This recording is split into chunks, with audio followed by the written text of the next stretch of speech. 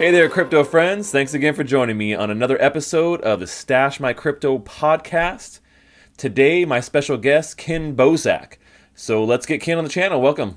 Kenn, how's it going, man? Hey man, how goes it? It's going good, brother. How about yourself, dude? I really appreciate you being here. Hey man, I appreciate the day and I'm just enjoying it. Yeah, definitely. I was recently on your show, and we had a nice long conversation about all things Bitcoin, blockchain, ICOs. Man, we got into NFTs. We got into so many cool stuff. And Feels like it today, was just yesterday. yeah, it was yeah. It seems like it was just yesterday. So today I wanted to talk about and like kind of explore some of the things we did talk about on your podcast is a little bit about like passive income streams in crypto and some of the things you think are really cool right now, and maybe give some insight onto some projects and stuff that people don't really know about.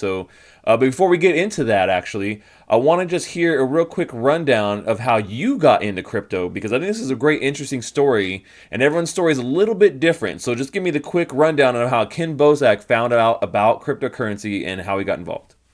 My rabbit hole in a nutshell. Got you. All right. So me, elevator pitch, my experience getting in was basically the legacy system didn't really let me in to play ball. I wanted to invest in something. I found out that I couldn't because an IPO was protected by the accredited investing. So I wasn't an accredited investor. I couldn't partake in the opportunity that I foreseen, and my prediction pretty much came true. The thing that I wanted to invest in exponentially took off, and the amount of money that I was willing to invest actually would have converted into me being able to turn into an accredited investor.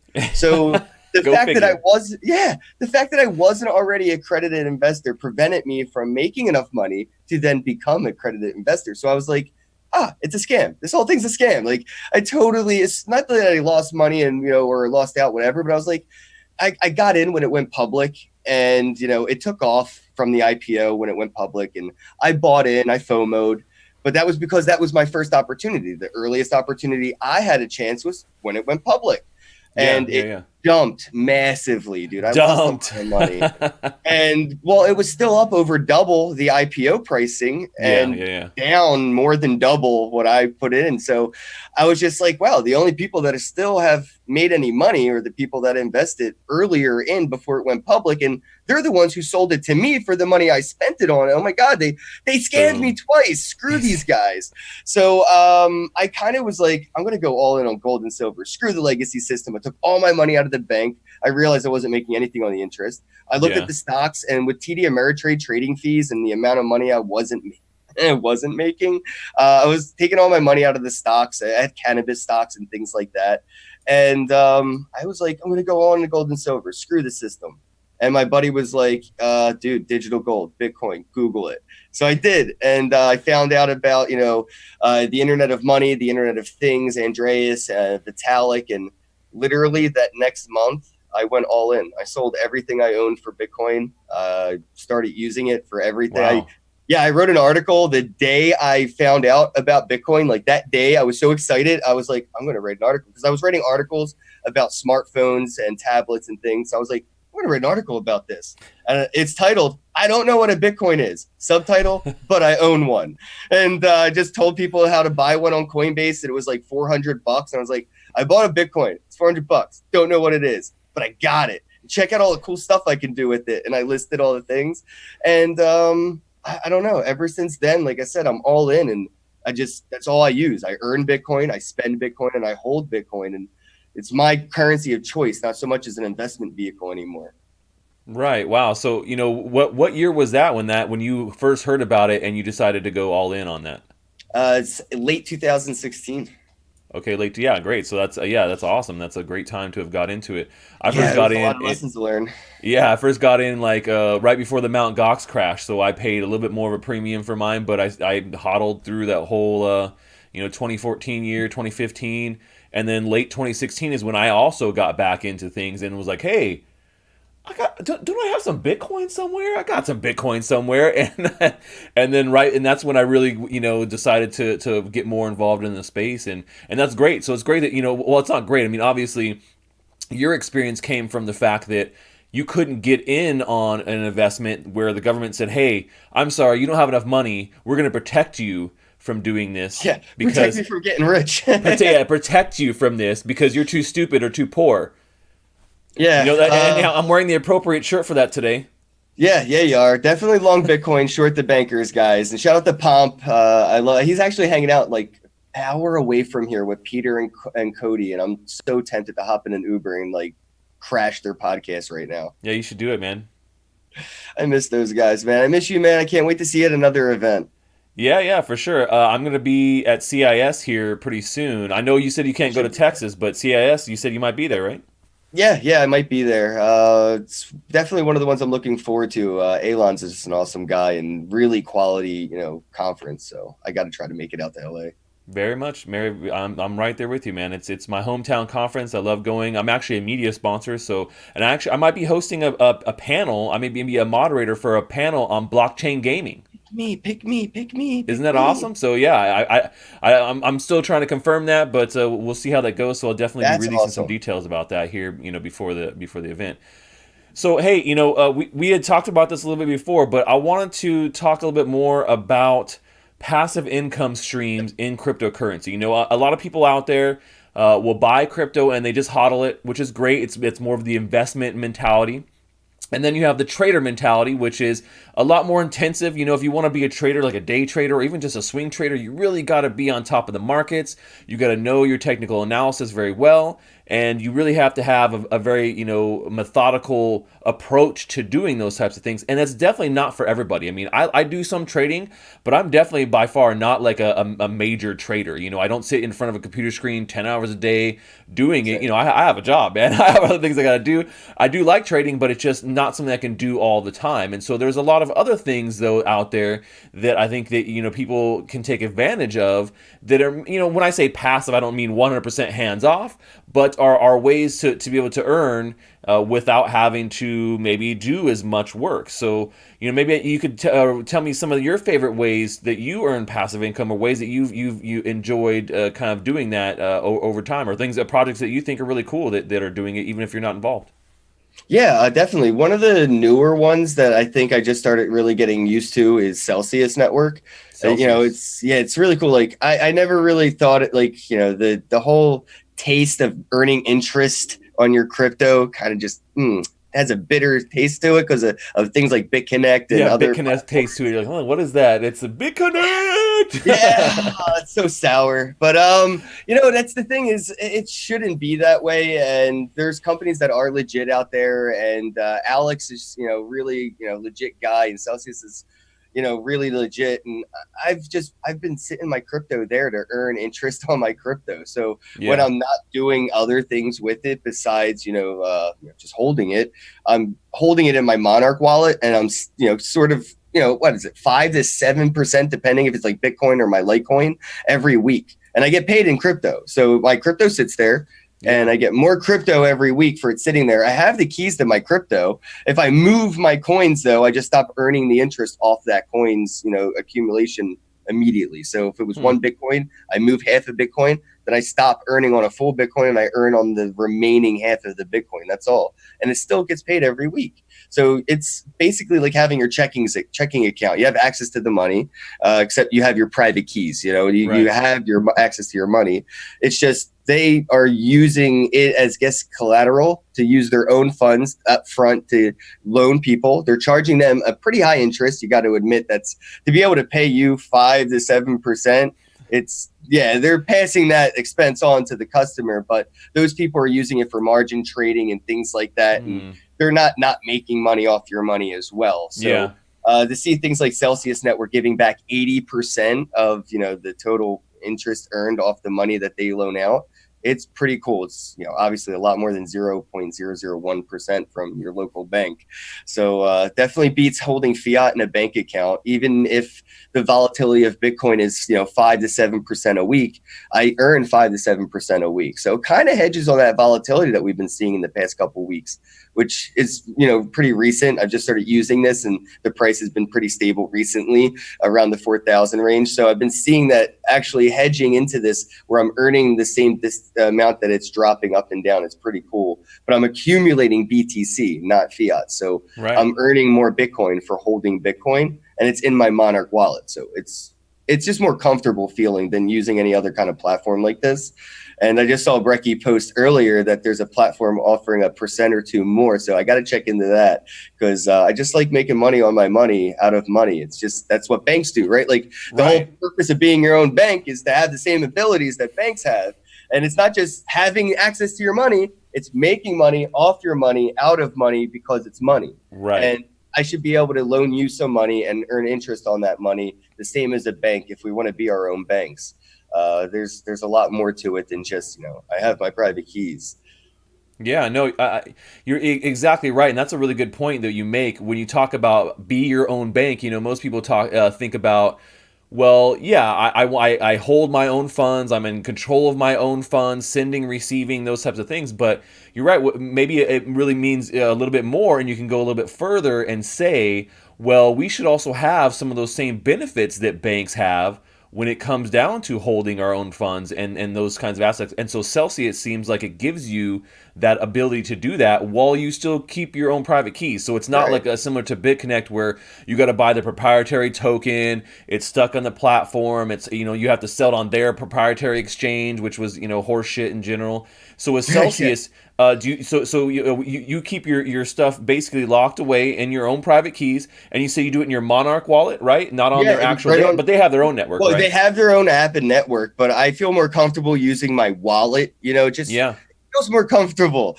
You can totally use their app. That's cool. But I like using my Monarch wallet because it has the earn interest button right there. And yes, it is KYC'd and everything because it is legit. It's above board. This is not a BitConnect under the table, probably going to have to tell your tax attorney what you're doing kind of scenario. This is above board. So this is why I'm kind of more comfortable with it on my Monarch wallet. One, got my keys. Two, it's just KYC'd, and Celsius is, I know Alex. I know where he lives in New York. I've been to his apartment. We've had drinks. He's not going to scam me. You're like, where's my interest? Damn it. Where's my interest? You're like, he doesn't want that happening. Exactly. Well, and that was the difference too. The BitConnect founders on those, they were very shrouded in mystery. No one knew exactly who they were. They still haven't really been penalized in any kind of way. They just straight exit scammed. And you see, a lot of the people in the industry have learned from that. And so now when you look at a platform like this and you think, oh man, I don't want the same thing to happen to my funds like they did with BitConnect or some other of these shady lending platforms. Out of New York City, right? But you have a visible person who is actually out there doing it, and they have their face and name on it, and an actual reputable company behind it. And like you said, they're instituting things like KYC and an AML, which to me in my mind seems like that's pretty legit. And I think most cases they wouldn't do that if that were the case. Yeah, they would encourage illegitimate more funds to come in, right, if that wasn't the case. But they have to prevent that because they are a legit business. And it's not just like the benefits that we get from doing things like this. Like, it's cool that I'm earning interest. Like, that's pretty cool. But the real benefit is the contribution you're making to the community by being your own bank in the economy, right? Like, you're playing the role of a Bitcoin bank, right? Like, instead of having somebody have to go outside of the economy, outside of our network and take loans and do things like you have to go to a bank to get a loan. Well, now they can come to me on Celsius and get a loan. And not even just you. They can they can do it in a decentralized manner. So it's not exactly. It's not just having to go from one. I mean, you could do peer to peer like that, but it's not just having to do that. It's being able to draw those resources from a network of people who do it, which I think makes it even more secure. Then you have more than one person's interest at heart versus with the bank. The bank has one interest in mind. And that's to screw you over. It's not what Bitcoin can do for you. It's what you can do for Bitcoin. I love that, man. And so that makes a great point. I think that we really see that contrast there between what has happened in the past with these kinds of lending platforms, and where we've kind of transformed those things now. And Celsius definitely seems like a great option. And the fact that one of my favorite wallets, Monarch, and good buddy Robert Beatles, they're working toward having that and it's incorporated into their app. They're working toward this really great app that allows you to do all of these things right there inside the actual wallet while you hold your private keys. I mean, that is a huge step. Tell me a little bit about that and Monarch Wallet and how you feel about that. I think it's awesome, man. And then they're going to be doing an update every week, and we're going to be seeing more features added to the wallet's functionality that they've had on the roadmap for a while. And, the things like reoccurring payments, things like that, and Hmm. being able to track your balances, like your profits and losses from when you've actually bought, because you can buy and sell Bitcoin in the wallet now. Like a Yeah. lot of people are looking for an alternative to Coinbase, and they're saying, oh, delete Coinbase, but where can I buy Bitcoin? I'm like, you can go to Monarch, Monarch Pay. You can sign up with your KYC, of course, like just like Coinbase, unfortunately. But unlike Coinbase, the Bitcoin and Ethereum that you buy, you get the private keys immediately. They're Right. not in custodial. They're not holding these Bitcoin or Ethereum Exactly. for you. You get the keys. So the moment you purchase it is the moment you own it. And that's really empowering. They also accept credit and debit cards as well as the bank wire transfers. So a lot of people are really interested in using their credit to buy crypto. I don't recommend it, but Yeah. it is something you can do. Personally, I don't care about my FICO score. I think it's sort of like my Blockbuster membership. When I look at Bitcoin, I'm like looking at Netflix, and Netflix never asked me if I owed Blockbuster money. So Right. when I look at Like, the future of money and things, I'm not really worried about my FICO score, which is like, it might as well be a library card at this point.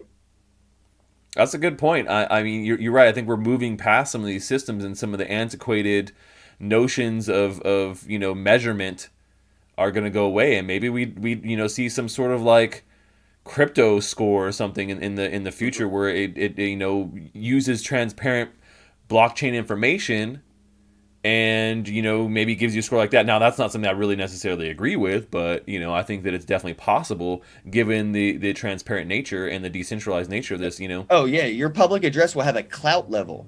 Instead of a Right. credit score, you'll have a clout level, and it will be what clout you have in the economy, or you can check on the ledgers of those transactions that if you have been up to par, or if you're whatever the case may be, and you could use decentralized third parties to even turn this into a user experience that can be really easily interacted with, just like any kind of credit karma thing. They're just Right. pulling data and giving it a user interface that people can interact with. So Right. we'll see things like that built around the networks that we've built, especially with unfortunately things like Chainalysis and the companies that like Sure. Coinbase has incorporated that basically data mine all these transactions anyway, that will probably be used for that future credit score.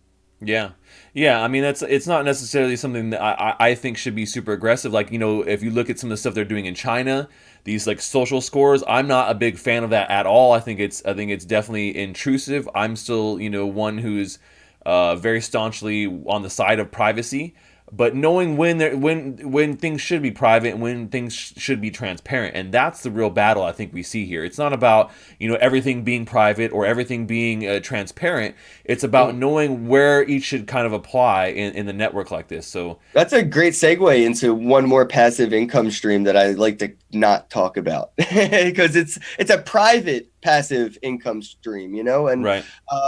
staking, and that's something John McAfee has recently been extremely vocal about, which is like awesome. I wish he's been talking about this a little bit longer, but whatever. He's talking a lot about how he's been basically riding out the bear market by staking tokens and using those the payouts, the dividends to buy more Bitcoin. Yeah. So that's a really interesting thing that he's starting to talk about. And I've been doing this for a while, where you can stake certain coins and you get paid out in them, or other Yeah. tokens even, and you could just use that to either buy more of that coin or token that you're staking to get more of the rewards to keep the process going, Hmm. or you can buy more Bitcoin or take a percentage to buy more Bitcoin. But for example, and only for example, things like Dash, which is a common, token, you could have a Masternode. Yeah. masternode.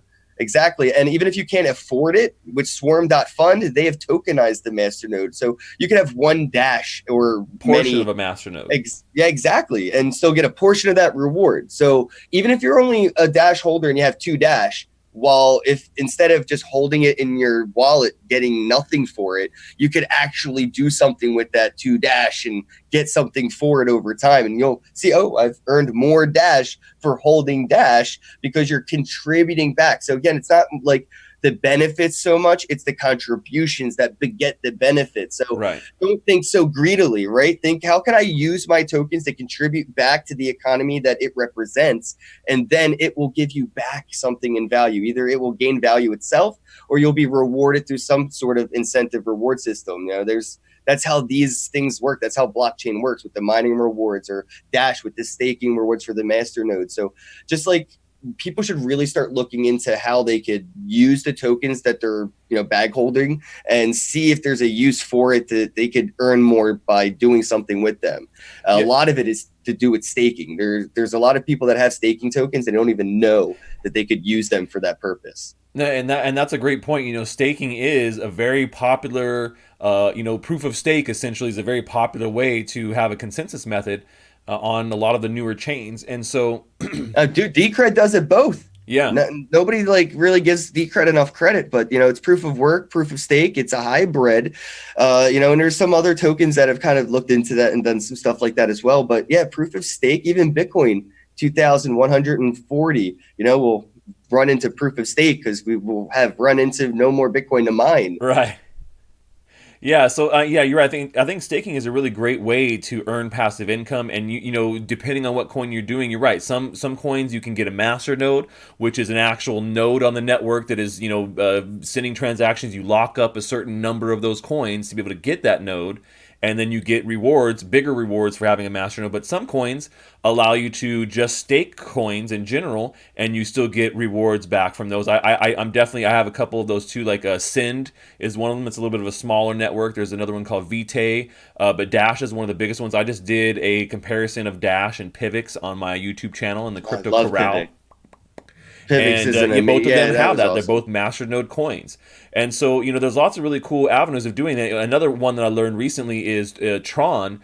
You can actually freeze up your Tron in the Tron wallet and vote for super representatives, and you get a little piece of something every day back for freezing up those TRXs there. So, there's so many different avenues to really go, and you're right. Like looking into those. What was that platform again that you said for Dash that you can do? You can basically Swarm.fund. Swarm.fund. Yeah. So that's why I've heard of them before. I forgot the name of them, but yeah. Yeah, I ran into them at Consensus in New York City, and I was pretty blown away by their acceptance of Dash and them doing this. Right. I was like, I would have thought that they didn't want this, and to see a lot of the masternode holders that were like kind of whales supporting the Swarm Fund, basically decentralizing the masternode economy, because they didn't want to be looked at as centralized through the masternode system. It was an unfortunate, first the pre-mine, but then there was a lot of people who just gobbled up and became whales. And that's a problem a lot of tokens I think will have in the future with,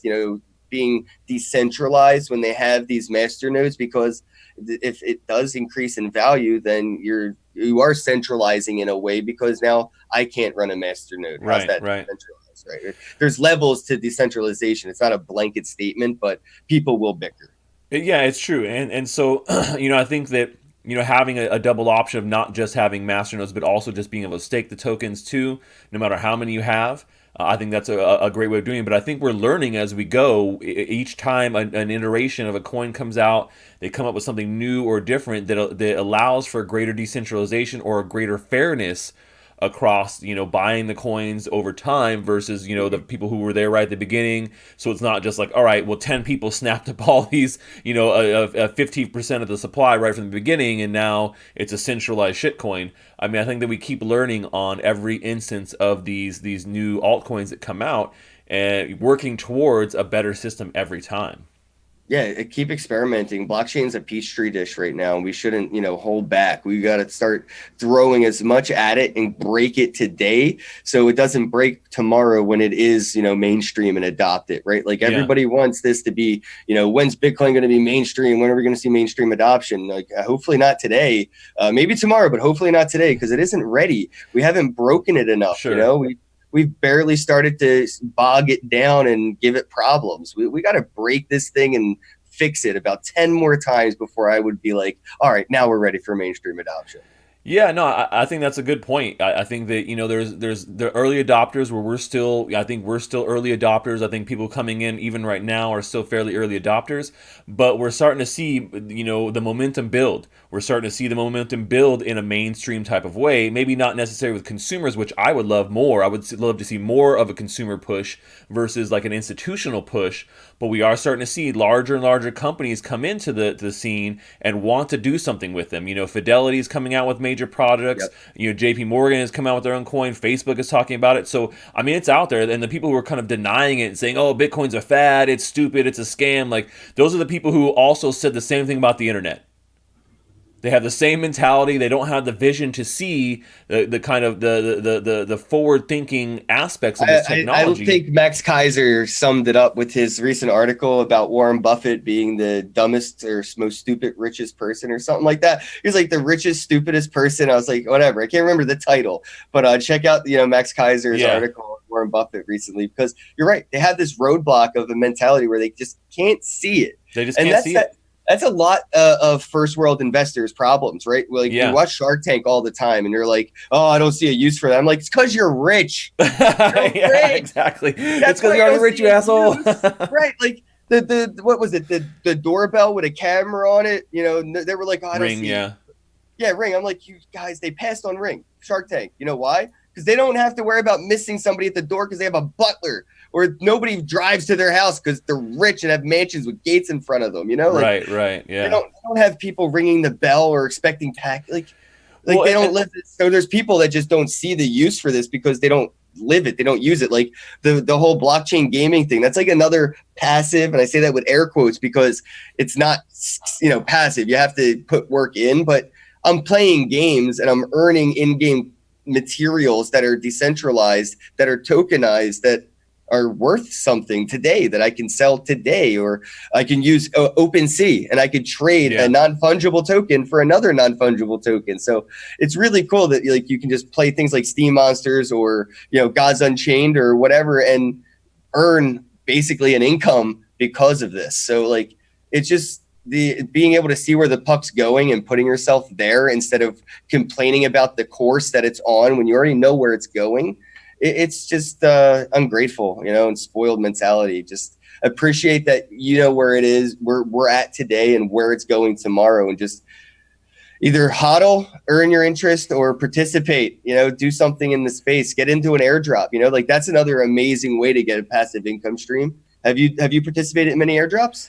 I've done a couple airdrops. Yeah, I've had a few that, when you look at it, it's a hard thing to say, okay, well, is this going to really be worth it? Because a lot of times they make you go through a lot of hoops, give up a lot of personal information, and then, the project never comes to fruition, or whatever. But there's been, I think, two airdrops that I've gotten, or a few airdrops I've gotten where like, okay, well, these weren't too bad. This airdrop actually worked out for me. I got a couple of coins, and maybe they'll be worth something in the future, maybe not. But you never know. But if it's free, I mean, once again, you're right. It's a passive. I mean, it's somewhat passive, where you can say all I got to do is just kind of sign up for these people's Telegram, do so and so and so and so.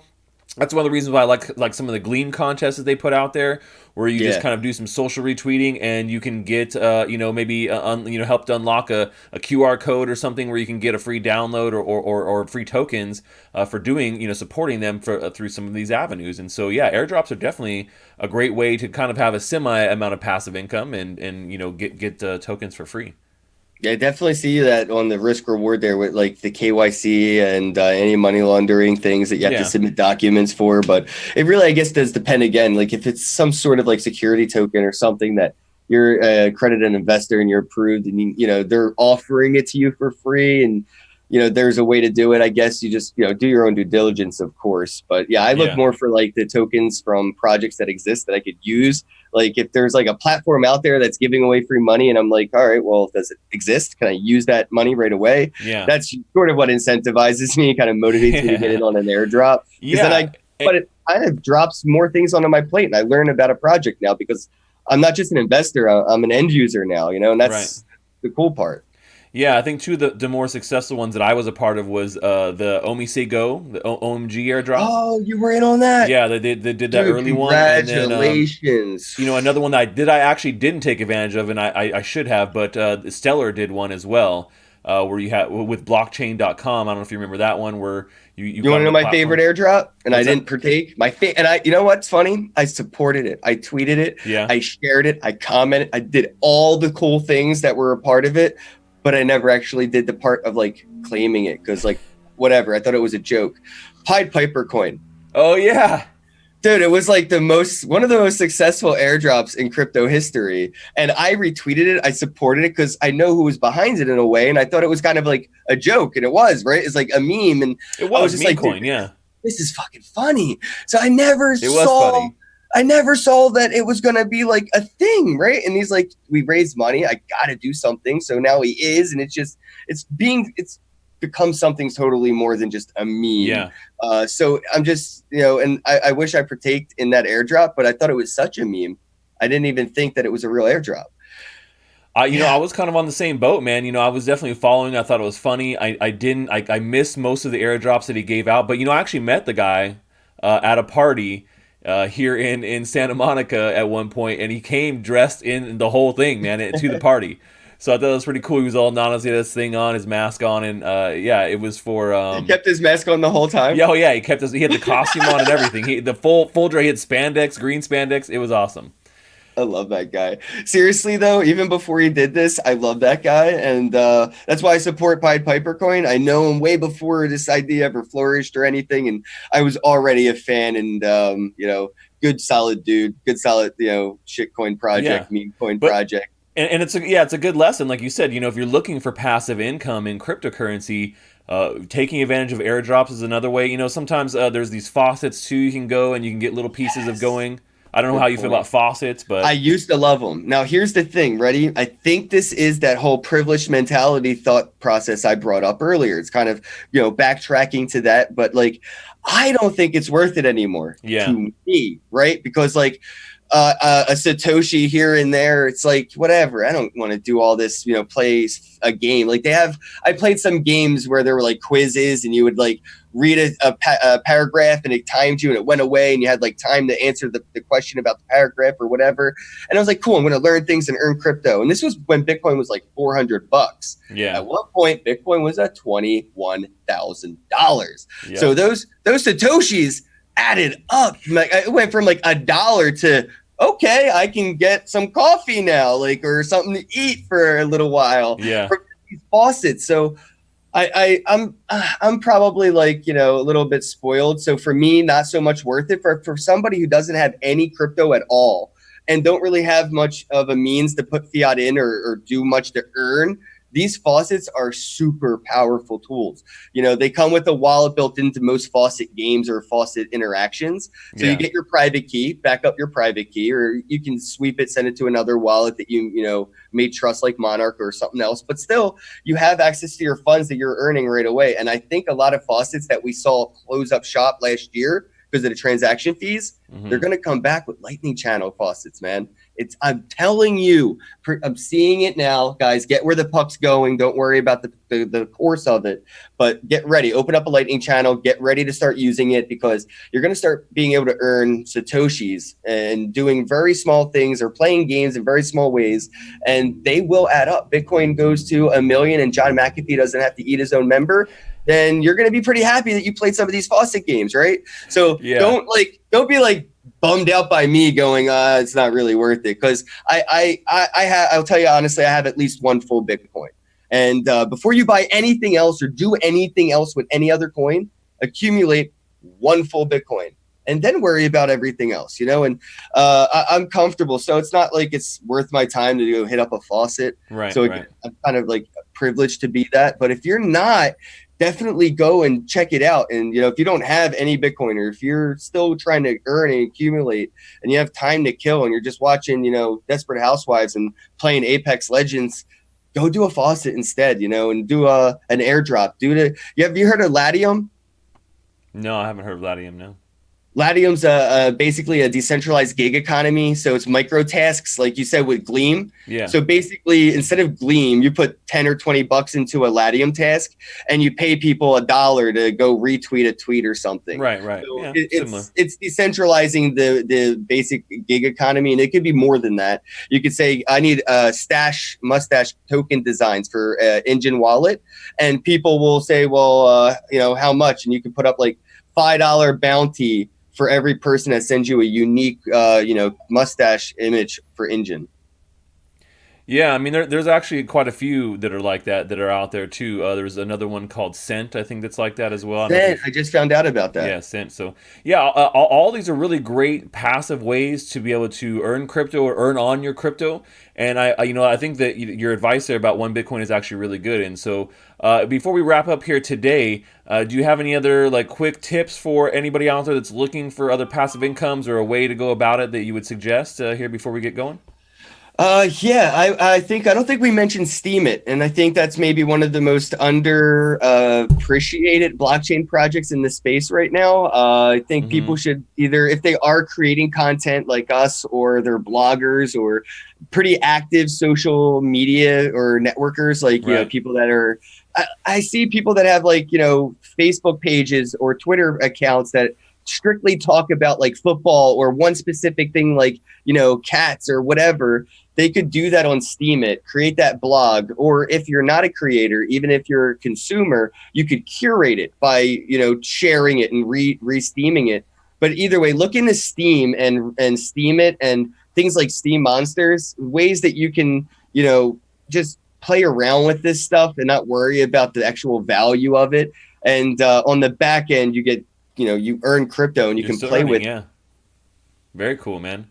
Well, hey, real quick before we go, why don't you tell us where you can be found online, where you like to hang out, so everyone knows? I don't want anybody to know where I hang out. Man. Don't come to where I hang out. Don't. No. KennBosak.com. Kenn with 2 N's. BOSAK.com. Kenneth Bosak on Twitter because Kenn Bosak was suspended. Don't ask why. You can find me in the Discord world. I have links to that on KennBosak.com if you ever want to hit me up. And I have a podcast that I do every day. So if anybody at all wants to come on, there's a link on my Twitter page. It's pinned at the top tweet. Click the link, come on the podcast. And that's about it, guys. Just download the Monarch wallet and start earning interest on your crypto with Celsius, because it's again not just the benefit of you earning, it's the contribution of you giving back to the space by being a gear in the ecosystem instead of just a leech, right? You want to seed back as much as you take, and to do that is to participate. So just check it out and look into it.